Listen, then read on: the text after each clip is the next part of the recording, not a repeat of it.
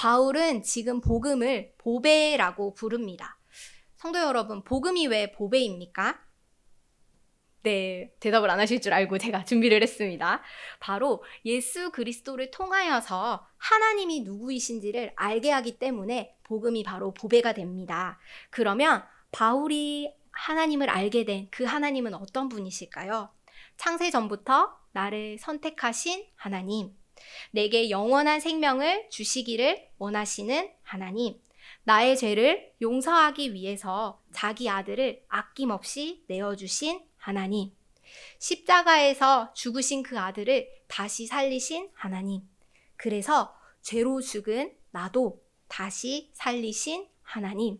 바울은 그런 하나님을 복음을 통해서, 보배를 통해서 만나게 되었다라고 이야기를 합니다.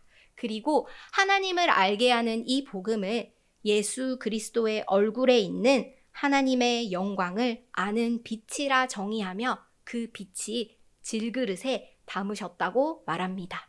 저희 함께 사진을 한 장 보겠습니다. 네, 보시는 것처럼 바울 시대의 질그릇은 흔하게 사용하고 깨지면 다른 것으로 쉽게 바꾸는 지극히 평범한 그릇이었습니다. 그렇다면 하나님께서는 왜 이렇게 지극히 평범한 이 그릇 속에 그 귀한 보배를 담으셨을까요? 화면을 거두어 주셔도 좋습니다. 바로 심히 큰 능력이 하나님께 있음을 알게 하시기 위해서입니다. 그렇다면 하나님이 드러내고 싶으셨던 그 심히 큰 능력은 무엇인가? 바로 죽은 자를 살리시는 하나님의 능력입니다. 사랑하는 성도 여러분, 오늘 말씀에서 우리가 기억해야 할 것이 하나 있습니다. 깨어지기 쉽고 평범한 질그릇인 내 안에 무엇이 있다고요? 맞습니다. 보배가 담겨 있다는 사실입니다. 우리 함께 이렇게 고백했으면 좋겠습니다. 나는 질그릇이지만 내 안에 보배가 있습니다.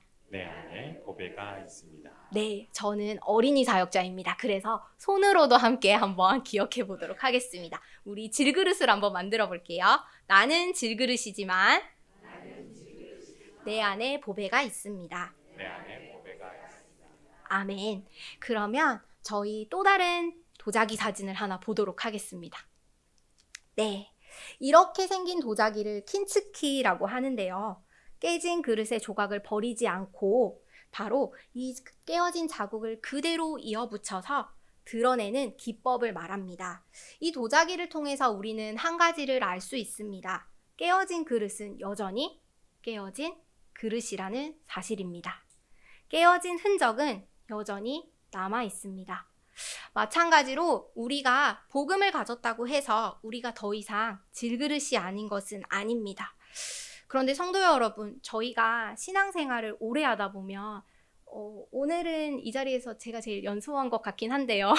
네, 저도 신앙생활을 그리 짧게 한 사람은 이제 나이가 어리지 않아서 아닌 편이다 보니 때로는 우리가 질그릇인 내가 보배가 되어야 된다라고 착각하기가 참 쉽습니다. 그래서 자주 이렇게 생각을 하는 거죠. 나는 하나님을 믿는 사람이니까 두려워해서는 안 돼. 나는 하나님을 믿는 사람이니까 상처를 받아서는 안 돼.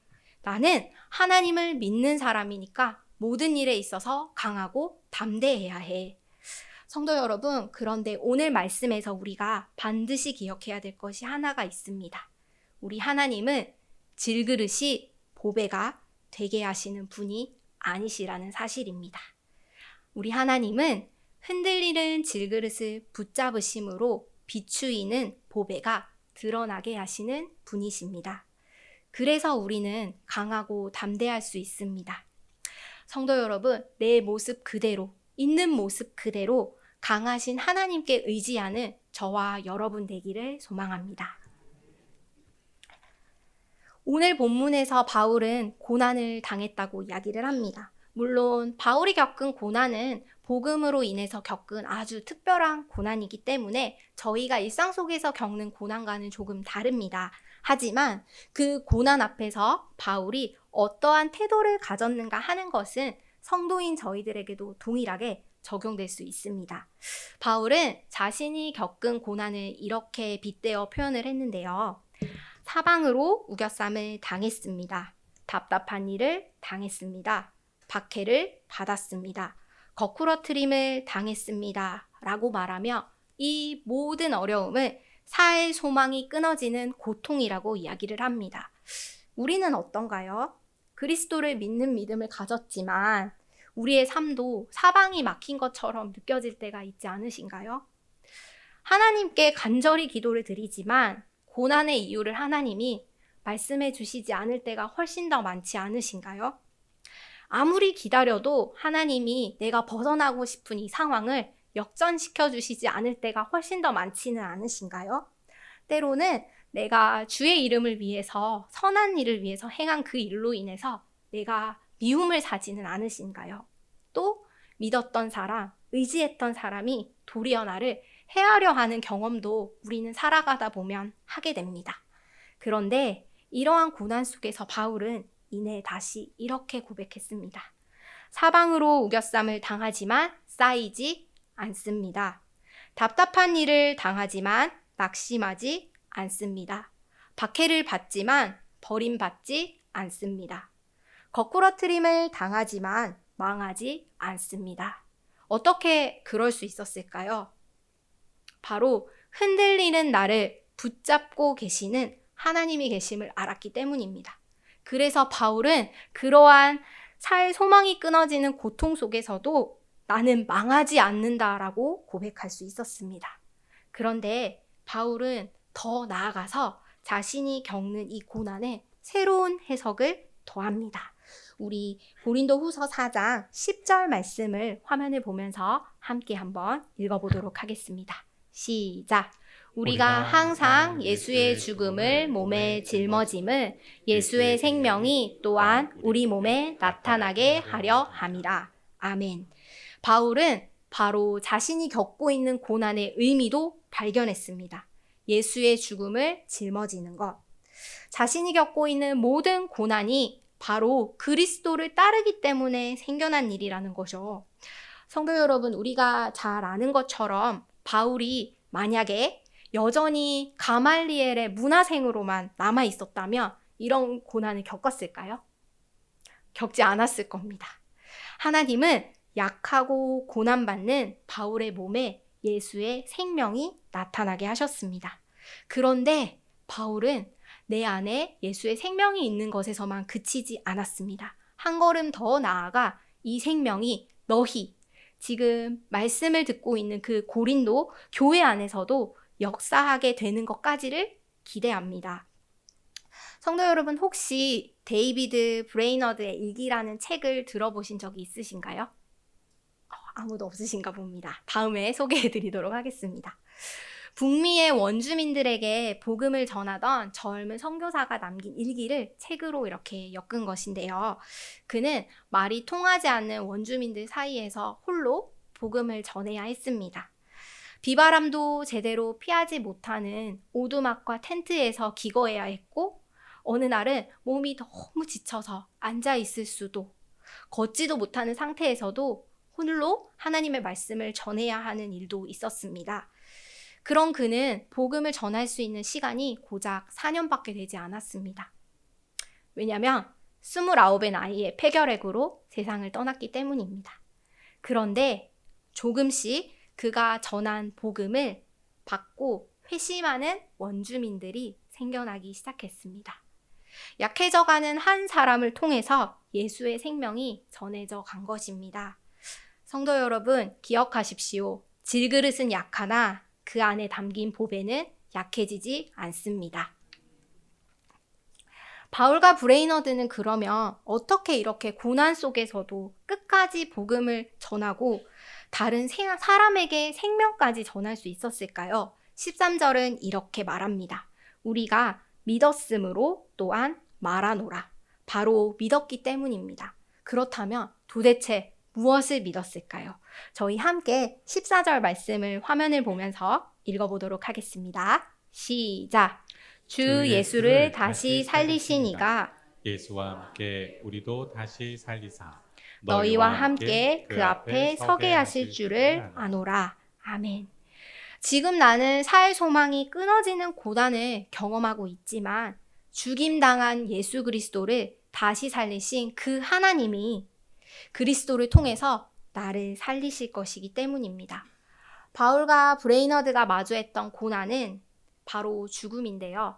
인간이 겪을 수 있는 가장 큰 절망이 저는 죽음이라고 생각합니다. 왜냐하면 사랑하는 모든 것들로부터 다 끊어놓지 않습니까? 그리고 우리의 전인을 영과 육으로 또 떼어놓지 않습니까? 그런데 우리의 힘으로는 이렇게 떼어진 것과 끊어진 것을 다시 붙일 수가 없습니다.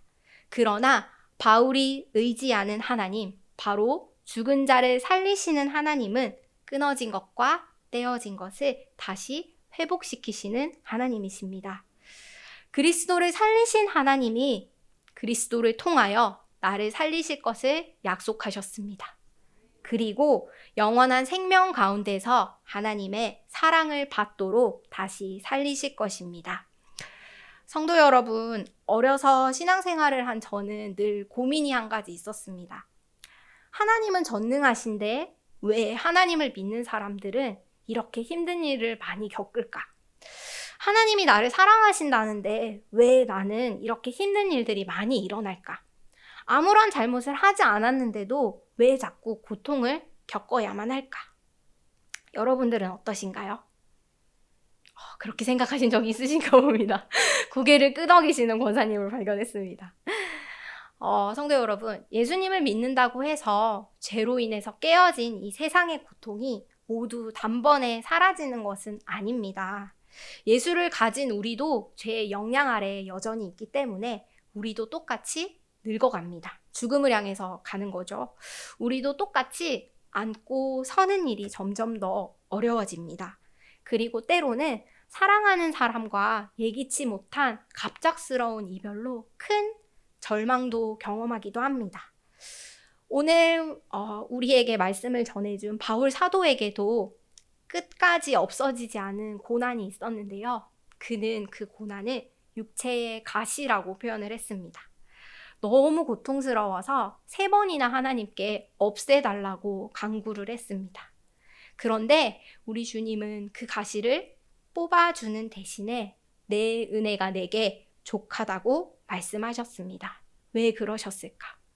바로 고난 가운데서도 끝까지 붙들어 주시는 하나님의 그 능력을 드러내시기 때문에 그것이 은혜라고 이야기하는 것입니다.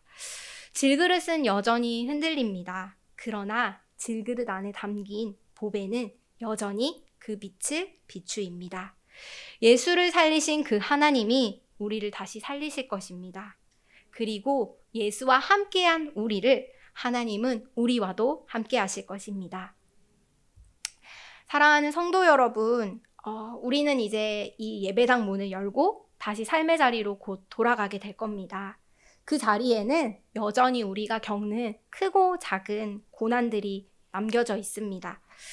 이 자리에 있는 누군가에게는 건강의 문제가 있을 수도 있고, 누군가에게는 자녀의 문제가, 또 누군가에게는 경제적인 어려움이, 그리고 누군가에게는 관계 속에서의 힘듦이 남겨진 채 이 자리에 오셨을 수 있습니다. 그러나 그럴 때마다 우리가 기억해야 될 게 하나 있습니다. 바로 내가 흔들리는 질그릇이라는 사실입니다. 나는 깨어지기 쉽습니다. 나는 흔들리기 쉽습니다. 그러나 내 안에 무엇이 있나요? 보배가 있습니다. 예수를 살리신 하나님이 나도 살리실 것입니다. 우리 함께 한번 고백해 봅시다. 나는 깨어지기 쉽습니다. 나는 흔들리기 쉽습니다. 그러나 내 안에 보배가 있습니다. 성도 여러분, 하나님은 왜 그러면 이 모든 일들을 이렇게 행하실까요? 이유가 있지 않겠습니까? 오늘 본문의 마지막 절 15절을 우리 함께 한번 읽어보도록 하겠습니다. 함께 읽겠습니다. 시작. 이는 모든 것이 너희를 위함이니 많은 사람의 감사로 말미암아 은혜가 더하여 넘쳐서 하나님께 영광을 돌리게 하려 함이라. 아멘. 성도 여러분, 우리의 고난은 헛되지 않습니다. 왜 그러냐면 흔들리는 질그릇을 붙드시는 그 은혜에 우리가 감사하기 때문입니다. 감사하는 우리가 바로 복음을 드러내는 사람들이기 때문입니다. 그리고 감사하는 고난받는 신자를 통하여서 하나님이 영광 받으시기 때문입니다. 그래서 하나님께 붙들린 성도의 고난은 결코 헛되지 않습니다. 오늘 우리에게 주신 하나님의 말씀은 증언합니다. 우리가 질그릇이나 우리 안에는 보배가 있음을.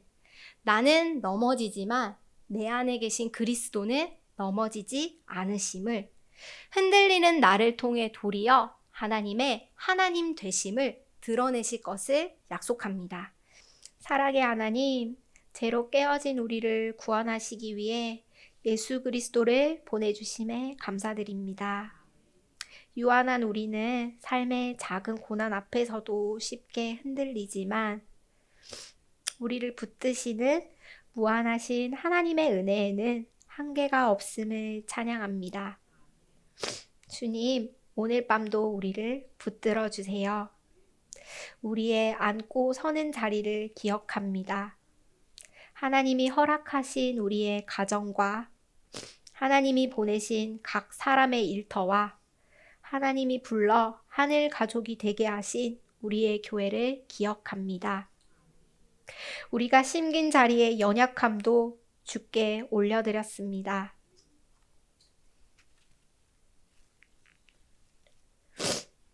우리를 통하여 그리스도의 생명이 드러나게 하소서.